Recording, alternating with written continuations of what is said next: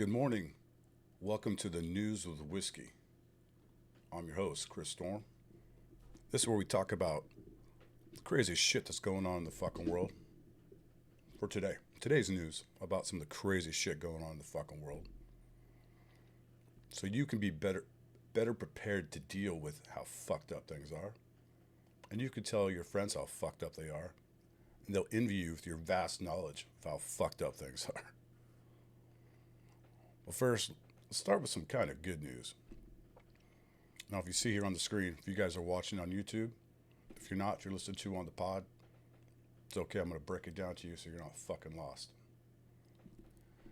So I'm sure as some of you have heard, there was a lot of backlash regarding the Super Mario Brothers movie. Yeah, shocker. Well, this report goes on to say some audiences are crediting its success as a Super Mario Brothers movie with being anti-woke. No shit. Of course that's why it's successful. You see the success like Top Gun had? Come on. Let's scroll down here. The movie went on to do 204 million domestically and 377 million globally, making it the highest grossing debut movie of 2023. See what happens when you don't get involved in all that stupid shit? You see some success. Early criticism of the movie. Yeah, there was. Who was that guy? John Leguizamo? Let's see what it says here. Leguizamo? Who voiced Mario Brothers Luigi in the 1993 live adaptation of Super Mario Brothers, has been vocal in criticizing. Yeah, I remember hearing about that. He goes on to say they messed up the inclusion. They disincluded. Just cast some woke. I almost called them woke. It says folk. Just cast some Latin folk. I think he just meant to say cast some woke. We're 20% of the population, he goes on to say, the largest people of color group, and we're underrepresented. Huh. Twitter claims the Super Mario Brothers movie is anti-woke. Pretty much anything that gets woke right now is going broke. It's been proven time and time again. Here's Charlie Kirk. Mario Brothers just grossed 377 million, a new record for an animated feature, despite John Leguizamo boycotting the film because it messed up the inclusion, casting two white men, Chris Pratt and Charlie Day, as the Italian-American leads. Nintendo refused to let Mario Brothers go woke. Congratulations, Nintendo. I'd like to see more companies doing this, especially in entertainment, movies, TV shows. Take notice. Who's this? This is the Liz variant. It's hard to find movies to see with the kids that aren't woke and full of brainwashing trash. Super Mario Brothers was good. Hell yeah. Good job. Here's another dude. Jack Posobiec. Poso's a badass.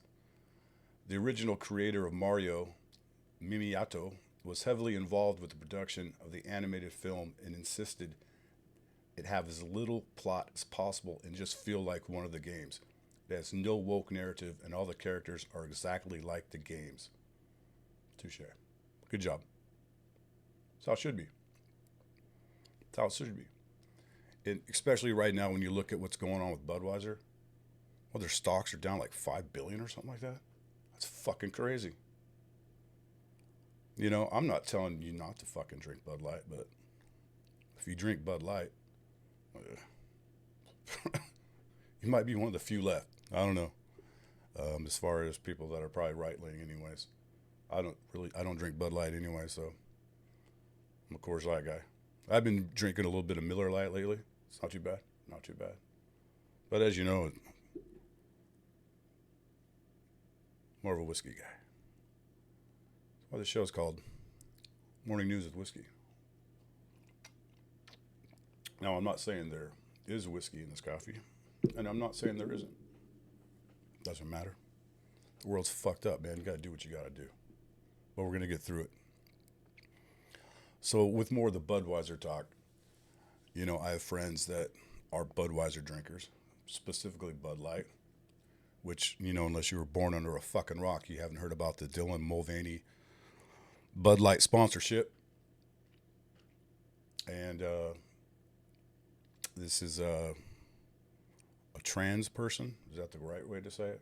It's a chick who's really a dude. So they say. Um,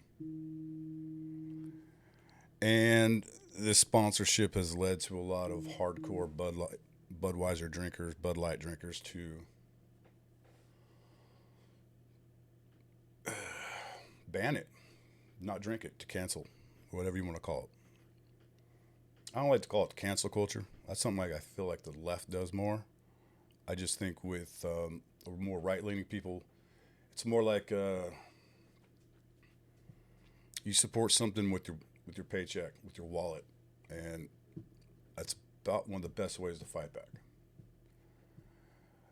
But I'm obviously there's pushback. There's other people saying that they're going to go even harder, just buy nothing but Bud Light. And apparently, there's some backlash with Jack Daniels right now as well. I haven't really got into that.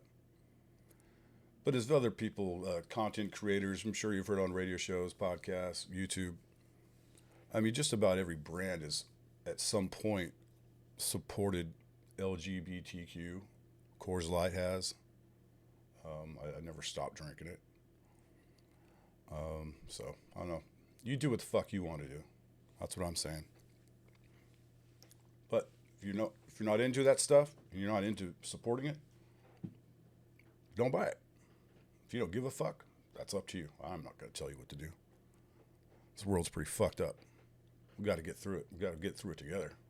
That's why you got to tell your friends to watch this fucking show and listen to it on YouTube. It's specifically called The Morning News with Whisky. And that's what it's called on the pod too. So make sure you tell your friends, tell their wives, tell your enemies, all that good stuff. To go check this out for some more daily news of how fucked up the things are out there. Now, if you want to know more fucked up things, be sure to like and subscribe on the YouTubes and subscribe to it on the pods. And I'll get back to you guys in the next episode.